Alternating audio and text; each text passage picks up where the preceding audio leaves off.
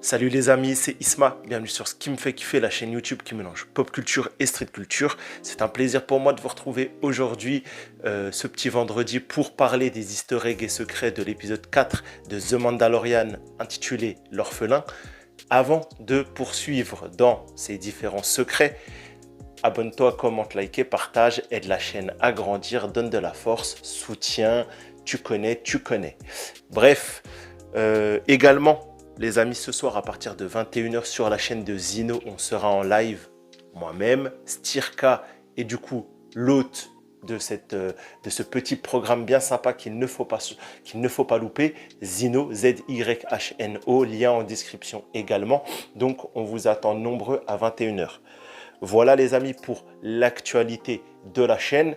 Bon, petit message un peu plus spécifique, bon ramadan déjà à tous mes frérots musulmans. Étant donné que moi-même je le fais, la chaîne va peut-être perdre un petit peu en cadence de sortie, mais en tout cas, vous inquiétez pas, vous aurez forcément une vidéo par semaine minimum, voire deux, et les shorts, on va essayer de rester sur deux au moins par semaine. Mais c'est vrai que l'énergie va manquer au bout de quelques jours, donc voilà. Bon, on arrête maintenant le blabla, on va parler Star Wars, on va parler de cet épisode de The Mandalorian avec quel easter egg notable. Bon, on a tout un volet Mandalorian dans cet épisode 4 avec d'abord Grogu qui s'entraîne avec un jeune enfant Mandalorien qui se fait kidnapper avec un genre de dragon, voilà, qui va être la menace de l'épisode. Tout ça, il n'y a pas vraiment d'easter egg, il n'y a pas vraiment de secret à dire. Voilà, c'est intéressant sur un point de vue action, tout ça, mais l'easter egg se situe en réalité dans le flashback que Grogu va avoir lors de son échange avec la forgeronne. Forgeronne, elle va lui faire une pièce d'armure et Grogu, lui, va se rappeler les tumultes de l'ordre 66, le jour où l'ordre Jedi est tombé. On commence avec un Grogu qui est soit en fuite, soit protégé par différents chevaliers Jedi. Moi, j'ai plutôt eu le sentiment qu'il était la personne à protéger et non pas un des comparses, voilà, de ces résistants ou de ces Jedi en fuite. J'ai plutôt l'impression que c'était des chevaliers Jedi qui devaient protéger le jeune Grogu. Pourquoi ? Ben, ça remet en évidence la particularité de ce personnage en fait. Pourquoi c'est le novice à protéger? Qui est-il? Que fait-il? Pourquoi? Du coup, on peut repartir dans toutes les théories farfelues. La dernière en date, pour moi, en ce qui me concerne, c'est que Grogu pourrait être le petit frère de Maître Yoda. Je vois pas son fils, non, c'est pas possible vu l'ordre Jedi et son rapport aux relations, au mariage et tout ça. Je peux pas croire que Maître Yoda aurait fauté. Ensuite, un clone de Maître Yoda, bah, j'y crois pas, tu vois, finalement, non. Un autre membre de sa race, oui, forcément. S'il est son frère, il y a un autre membre de son espèce, mais non, je verrais bien un lien fraternel entre Yoda et ce jeune Grogu, voilà, qui pourrait être le frère de Maître Yoda, le petit frère.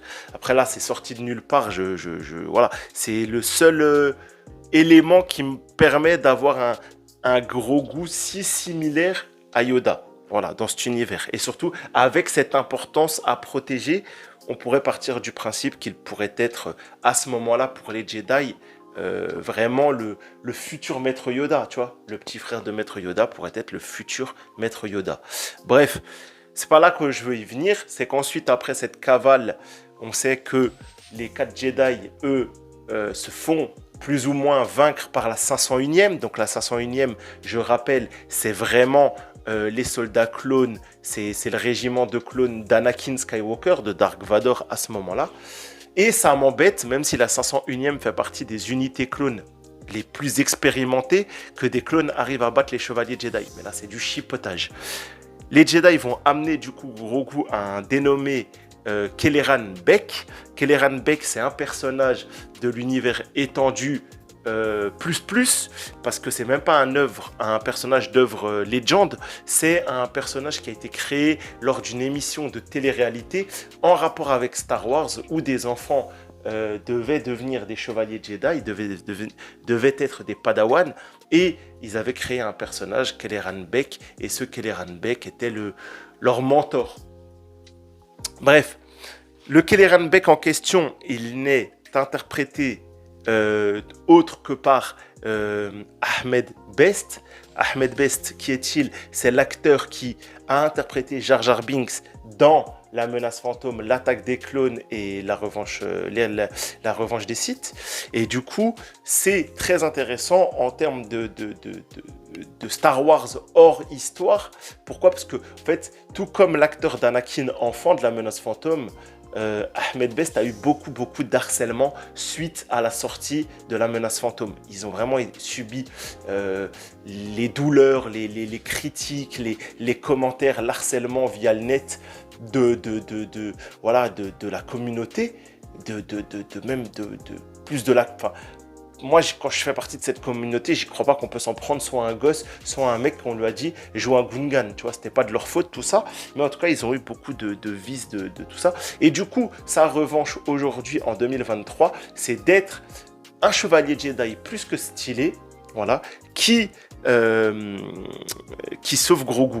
Du coup, pour beaucoup, on attendait un personnage beaucoup plus important que Kelleran Beq, mais en soi, pour l'acteur lui-même, pour Ahmed Best, ça fait plaisir qu'il ait un peu son retour, tu vois, son retour de noblesse dans l'univers Star Wars. Maintenant, est-ce que c'est la fin de son personnage à voir? Est-ce que Disney va penser à un spin-off? Je pense pas, mais ça fait plaisir qu'il ait eu un rôle un peu plus honorable que Jar Jar Binks. Moi, ce qui me trouble dans toute cette affaire, c'est ni la 501e, ni Kelleran Beq, c'est les Naboo, les mecs qui récupèrent Grogu. Et le vaisseau qu'on peut voir, c'est quand même le croiseur Naboo sénatorial qu'on a dans l'attaque des clones, et c'est quand même la garde, la sécurité Nabooan. Donc, il faut essayer de réfléchir à tout ça, il faut essayer de l'expliquer. Du coup, on a qui comme personnage central sur Naboo? Oubliez Padmé, c'est impossible. Padmé Amidala est soit sur Coruscant, ensuite sur Mustafar. Elle découvre la prise de pouvoir de l'empereur avec les clones, tout ça à travers l'ordre 66. C'est pas elle. Sur Naboo, bon, il y a la reine Jamila. Impossible qu'elle connaisse Grogu et son identité. Il y a le capitaine Tifo et le capitaine Tanaka. Capitaine Tanaka, c'est le capitaine de la menace fantôme qui aide justement Jar Jar et Padmé à reprendre le palais aux mains du vice-roi Gunray. Le capitaine Tifo, c'est le garde du corps avec l'œil en cache de l'attaque des clones. Voilà. Pourquoi ça serait eux? Pourquoi ça serait eux? Je vois une seule possibilité, peut-être que Yoda, voilà, vu qu'il est à ce moment encore sur Coruscant, qui va affronter l'empereur à quelques heures près, il aurait peut-être contacté quelqu'un, je sais pas, il aurait ou Obi-Wan.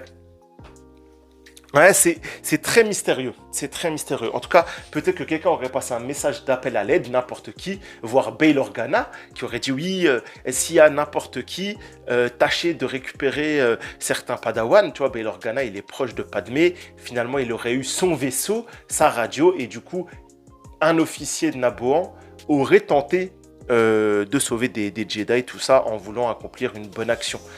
Il y a quelque chose comme ça, c'est pas très palpitant. Voilà, si le hasard veut que un message entre tous émis par n'importe qui soit tombé dans les oreilles de mec quelconque, sauf Grogu.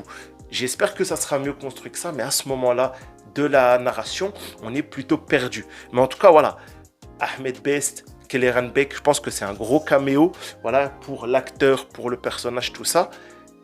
Mais le vrai mystère, le vrai secret, c'est les mecs de Naboo. Les mecs de Naboo avec ce vaisseau, le vaisseau sénatorial de Padmé. Padmé ne peut pas être impliqué là-dedans, donc qui est-ce? Voilà le vrai secret de cet épisode. Et ça fait plaisir d'avoir enfin quelque chose qui va faire qu'on va un peu se creuser les ménages dans cette saison 3 de The Mandalorian. Moi, je suis un peu dur parce qu'en vrai, il y a beaucoup de choses qui qui commence à être développée. La petite araignée récolteuse de sang dans l'épisode 2. Les pirates vont-ils être revus? Quel était le but de nous avoir montré Elia Kane et Pershing? Est-ce que Moff Gideon est toujours vivant? Non, en vrai, il y a des mystères, mais celui-ci, sur Grogu, je trouve qu'il redynamise vraiment le mystère autour de ce petit bonhomme vert, tu vois. Et j'ai hâte d'en savoir plus. Voilà les amis, on va s'arrêter là. Ça va être un peu long, je m'en excuse. En plus, je suis un peu à l'ouest, je parle un peu doucement, tout ça. J'ai pas le maximum d'énergie possible à vous fournir. Mais en tout cas, les amis, ce soir à 21h, soyez présents pour Zino, pour le live avec Stirka. Ça va être sur la chaîne de Zino. Ça va être très très stylé, ça va être très très bien.